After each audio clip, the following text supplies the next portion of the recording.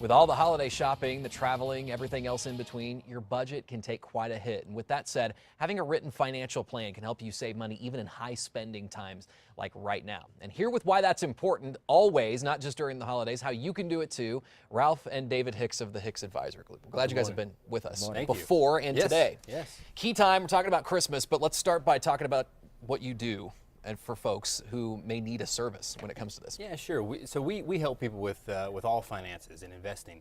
We believe people deserve better than the status quo. So we really give our clients the confidence they need to go into retirement with a plan. And that's much better than not having one. Wouldn't you say so? Yeah, you know, I was just thinking about the Paseo event. Yeah. It didn't just happen. It had great planning, great budgeting, and it arrived on schedule. Yeah. What a concept.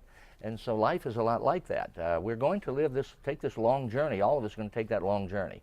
And their job is to help you have a plan and be your guide and help you get to the other end on schedule, without a shortfall, having enough money to finish life well. I like to call it finishing well. That plan, I think, though, can be intimidating for a lot of people, maybe trip them up along the way. You've been doing this a long time. Right. What is the one thing you notice about folks, what that may be preventing them from starting a budget with their family or individually? Yeah, there are a lot of reasons people don't want to talk to a financial person. Many people are kind of embarrassed about their situation, or they think it'll be very expensive and they put it off and put it off and put it off.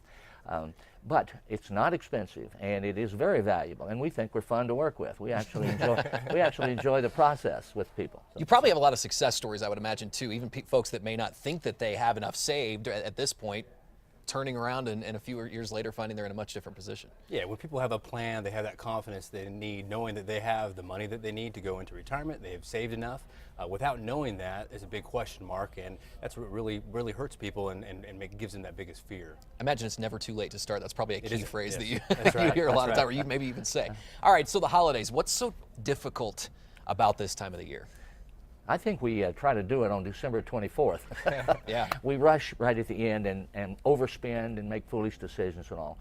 We were just talking, I won't mention any names, but we know some smart people that buy all year long. They buy on sale. They're ready. On December 1st, they've done this already. But the point is, I think, that don't dent your budget and don't destroy your budget in December. Dave, you've been real good with your children, not trying to give them 1,000 gifts, but teaching them here's a certain number of gifts, here's a limited number of things, educational things, not just overwhelming them with one toy after the other toy after the other toy. Yeah, well, we believe that there's a retirement crisis and also a savings crisis, and about a third of Americans have saved less than $1,000 for their retirement, and this time of year really, obviously hurts that. So it's sad. Don't you think that's kind of a culture thing too? I mean, we try to have it all at once versus trying to pace ourselves and maybe create some responsibility for kids, whatever the case may be. Absolutely. So how do you coach people to navigate better other than that, about how they're spending, saving, and then turning that into maybe long-term retirement versus the short-term, which we're discussing holidays, Yeah, we're big fans of whatever you do it on autopilot if you can. If it can come out of your payroll, great. If you can get employer matching, great. Whatever you're doing, put it on autopilot so it doesn't require effort and a conscious decision. Many employer plans are now automatically enrolling you in the pension plan whether you want to be enrolled or not, and you're all of a sudden you're saving money, and the only way you can do that is to raise your hand and back out of the plan. They automatically enroll you. So it seems to be very smart. They've taken that decision out of your hands, and you're building some wealth right now. What's involved in a financial plan? A lot of people think about, well, at least in my family, I know we've done it on paper before. Now you have all kinds of resources. You can do it on computer, map it out yourself, it does it all for you, the addition, subtraction.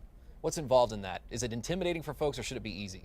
Yeah, I think it is intimidating because more people would be doing it if it wasn't so intimidating. I think time is number one. I think more people spend more time planning for the next vacation or buying gifts or going on Black Friday sales than they do for the retirement planning. And that's a sad fact. But we think spending some time in it is very much key, and then working with someone and having a guide to help you through that process. Because like you said, there are those devices online that you can go and run some quick calculations. But I think working with someone, knowing your situation is very much a key thing. Tax law changes, taxes for the retiree, taxes are the biggest surprise. Uncle Sam doesn't let off the pedal just because you're retired. We found that most people thought medical expenses, things like that, would be their number one expense in retirement. Winds up being taxes. So isn't that interesting? So when we do financial plans, we're addressing that issue. And as you're making more, we're including taxation, because that's a big deal. And there's just a lot of things that the average person might not think of. And I think most of us need a little hand-holding We need a little encouragement. We need a little exhortation, if you will, a little backslapping to celebrate victories, and we need somebody to take the journey with. It's like coaching anything else. I think so. Too, right? I think so. What's the first step? Boil it down, because maybe people are sitting home thinking this is so overwhelming. I want to get started, but I don't know how. Yeah, you know, we got that question a lot, and we've actually created a website where people can go to take that first step. It's called yourretirementkit.com. On there, there's plenty of downloadable workbooks. There's a couple workshop videos on there. So we made that process real simple because people ask that all the time. Well, how do I get started? What's the best way? You can do it at the comfort of your own home and take as much time as you can, when you can, to start that planning process. I know we're going to link to that too on KRQE.com to help folks at home out. It's an easy place to go. Ralph and David Hicks with the Hicks Advisory Group. So glad you've been here with us this morning. Thank and you. of course, we'll see how it maps out into the new year. A lot of people have ambitious goals when it comes to New Year. We hope that stays, that lasts. Thanks, guys. Appreciate it. We'll be right back.